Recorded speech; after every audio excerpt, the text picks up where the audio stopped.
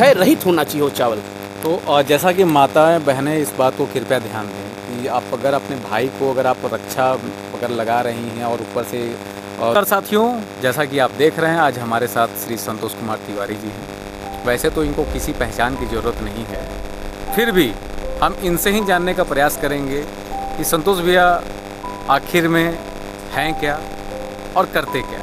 जी संतोष भैया, सबसे पहले आपको नमस्कार हमारे इस चैनल पर। हिमांशु जी का बहुत बहुत धन्यवाद और आभार।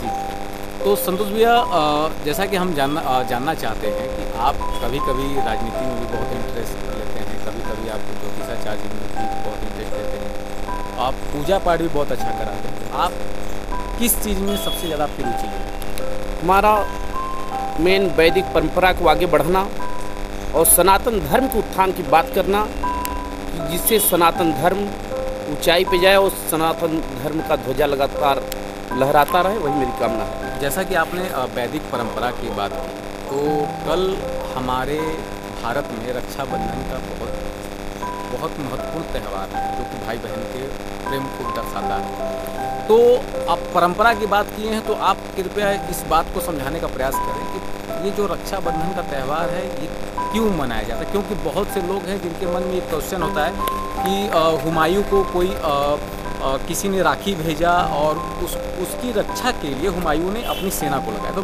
बाकी लोगों को यही नॉलेज है। लेकिन आप अगर बता सकते हैं कि क्या इससे पुराना भी रक्षाबंधन का कोई इतिहास रहा है? रक्षाबंधन का आज से ही नहीं, काफ़ी कई 100 सालों से इतिहास रहा है रक्षाबंधन का। क्योंकि जब भी राजा युद्ध की लड़ाई के लिए जाते थे तो बिना आशीर्वाद दिए अपने पुरोहित से, अपने गुरु से बिना आशीर्वाद दिए युद्ध के लिए नहीं जाते थे। उस समय भी गुरु अपने शिष्यों के उत्थान के लिए और अपने शिष्यों को विजय श्री दिलाने के लिए चंदन और रक्षाबंधन बांध करके उनके यशस्वी होने की कामना करते थे, उनको आशीर्वाद देते थे। अच्छा, ये जो मतलब कि रक्षा जैसे कि जो हमारे कलाई पे ये बंधा हुआ है, ये हमारे कलाई पे जो रक्षा बंधा हुआ है, तो क्या इसी रक्षा को बांधने का मतलब कि जो पुरोहित जी लोग होते थे वो करते थे?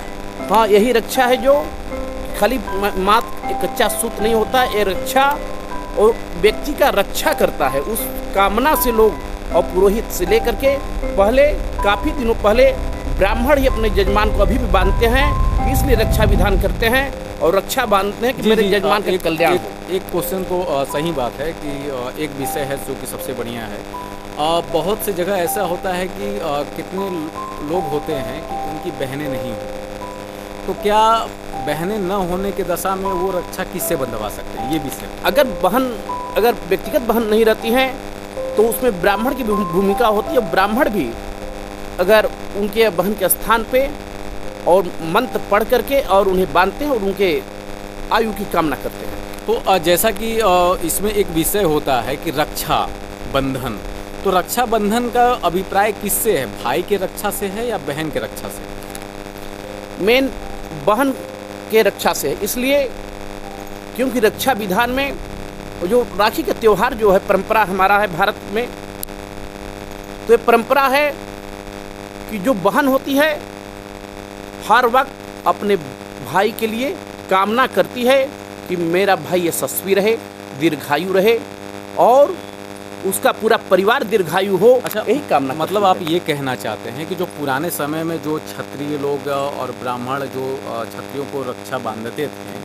तो कहीं ना कहीं एक दूसरे की रक्षा को लेकर के वो परस्पर संबंध था। हाँ, संबंध। जैसे कि क्षत्रिय वो ब्राह्मण समाज यानी जो पूरे कुल को जो संबोधित कर रहे हैं उनकी वो रक्षा करे, और ब्राह्मण वो रक्षा वो मंत्र के साथ वो रक्षा जो बांध रहे हैं उनके हाथ पे, तो कहीं ना कहीं वो क्षत्रिय को भी रक्षा पहुंचाने का कार्य। हाँ, बांधते कि जिससे उनका कल्याण हो, समाज का कल्याण हो और पूरे जो क्षेत्र हो, पूरा इलाका जो है उसका सबका कल्याण की कामना से रक्षा बांधा जाता है। जी जी। अच्छा, जैसा कि आपने बहुत अच्छी बात बताई, तो पहले क्या होता था कि जब युद्ध की घड़ी में रक्षा बंधन मतलब रक्षा ब्राह्मण बांधते थे अपने राजाओं का, और अब के समय में ये हो गया है कि अब तो कोई युद्ध होता नहीं।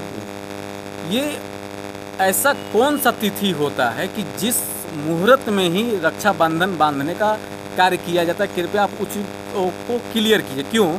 क्योंकि हर साल ये चीज़ दुविधा होती है कि कब रक्षा बांधा जाए। बहनें दोपहर तक, शाम तक भूखी रहती हैं और वो घड़ी का इंतजार करती हैं कि किस घड़ी में, क्या इस बार भी वैसी घटना होने वाली है? काफ़ी सालों के बाद ऐसा हुआ है। काफ़ी सालों के बाद ये स्थिति इस समय है कि रक्षाबंधन का त्यौहार जो है 9 अगस्त श्रावण शुक्ल पक्ष पूर्णिमा तिथि शनिवार को जो रक्षाबंधन का त्यौहार है, इस बार भद्रा रहित है।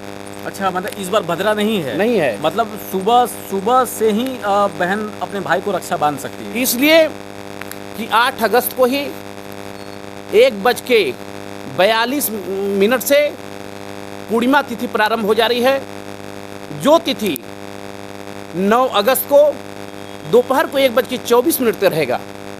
नियम है हर वर्ष रक्षाबंधन पूर्णिमा तिथि को ही माना जाता है और श्रावण शुक्ल पक्ष को। इसीलिए इस बार उदया तिथि में पूर्णिमा पूर्ण रूप से होने के कारण रक्षाबंधन इस दिन शुभ रहेगा और दिन भर राखी बांधने का शुभ साइट है। अच्छा, एक जैसा कि हमारे दर्शक जानना चाहते हैं कि जो बहनें अपने भाई को रक्षा बांधती हैं उसमें वो थाली में थोड़ी मिठाई रखती हैं, रक्षाबंधन रखती हैं, दिया रखती हैं, थोड़े बहुत रोली रखती हैं और अक्षत का दाना रखती हैं। तो एक अच्छे विधान आप बता सकते हैं, क्योंकि कहीं ना कहीं एक अध्यात्म से भी ये जुड़ा हुआ है विषय है।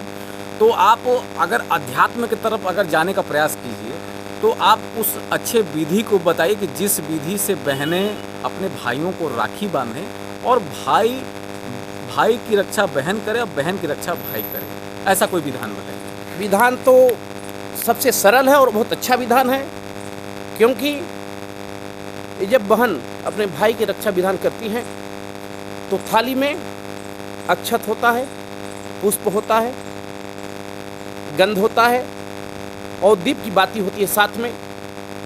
तो चंदन लगाती है, क्योंकि चंदन का भी एक नियम है, चंदनम बंधते नित्यम पवित्रम पाप नाशनम आपदा हरते नित्यम लक्ष्मी बसत सर्वदा। क्योंकि चंदन लगाने से अगर नित्य व्यक्ति अगर चंदन लगाता है, चंदनम बंधते नित्यम पवित्रम पाप नाशनम, पवित्रता आती है और पाप का नाश हो जाता है। तो और आपदा हरते नित्यम, जो रोज की आपदाएं हैं वो समाप्त हो जाती है और लक्ष्मी बसत सर्वदा, और लक्ष्मी सदा बसती हैं। तो जैसा कि संतोष भी आपने कहा चंदन लगाने से बहुत अच्छे उसके गुण लाभ हैं। तो चंदन का अभिप्राय क्या चंदन से ही है या फिर रोली से भी है या फिर अष्टगंध से भी है या फिर भस्म से भी है? क्योंकि साउथ इंडियन में आप जिसको भी माथे पे देखेंगे तो वो सफ़ेद कलर का भस्म लगाते हैं। तो क्या कोई भी चीज़ लगा करके इस चीज़ को पाया जा सकता है? देखिए, इसमें तो अष्टगंध भी लगाया जा सकता है और चंदन की कैटेगरी में सारे चीज़ आते हैं। हाँ, या लाल चंदन भी शुभ है। और जो चावल साथ में चावल लगाना है उसमें बारीकी देखना पड़ेगा कि चावल जो लगाएं सर पे उस पर क्षय नहीं होना चाहिए। चावल का क्षय यानी टूटा चावल नहीं होना चाहिए, वो खड़ा चावल होना चाहिए, क्षय रहित होना चाहिए वो चावल। तो जैसा कि माताएं बहनें इस बात को कृपया ध्यान दें कि आप अगर अपने भाई को अगर आप रक्षा अगर लगा रही हैं और ऊपर से रोली लगा रही हैं, रोली के साथ अगर आप चावल का भी अगर उसमें प्रयोग कर रहे हैं अगर आप, तो कृपया इस बात को ध्यान दें कि वो टूटा हुआ नहीं होना चाहिए। सही बात? हाँ। अच्छा, मैं एक बात आपसे और जानने का प्रयास करूँगा, जैसे कि टीका भी लगाने की बहुत अलग अलग विद्या है। जैसे कोई होता है कि इस उंगली से टीका लगाता है, कोई होता है कि अंगूठे से टीका लगाता है। तो आप मुझे बता सकते हैं कि ये जो हमारी कौन उंगली है ये? अनामिका। ये अनामिका उंगली से किसको टीका लगाया जाता है? अनामिका उंगली से भगवान को लगाया जाता है और भगवान को लगाया जाता है। और उसमें जैसे रक्षाबंधन के दिन अनामिका से भी लगा सकते हैं, नहीं तो अंगूठे से भी अपने भाई को तिलक लगा सकते हैं। अच्छा, मैंने उसमें कोई विधि नहीं है कि आप किसी भी उंगली से आप लगा सकते हैं? हाँ, नहीं, अनामिका से लगा सकती हैं, अंगूठा से लगा सकती हैं। अच्छा, और जैसा कि हम ये जानना चाहेंगे कि जो कल जो शुभ घड़ी है रक्षाबंधन का, ये जो 9 अगस्त को जो रक्षाबंधन की जो घड़ी है, इस शुभ घड़ी में आप सुबह से ही अपने भाइयों को राखी बांध सकती हैं, उनको टीका लगा सकते हैं, आप उनको अक्षत भी लगा सकते हैं। अक्षत टूटा हुआ नहीं होना चाहिए। आप कोई इंतज़ार करने की प्रक्रिया नहीं।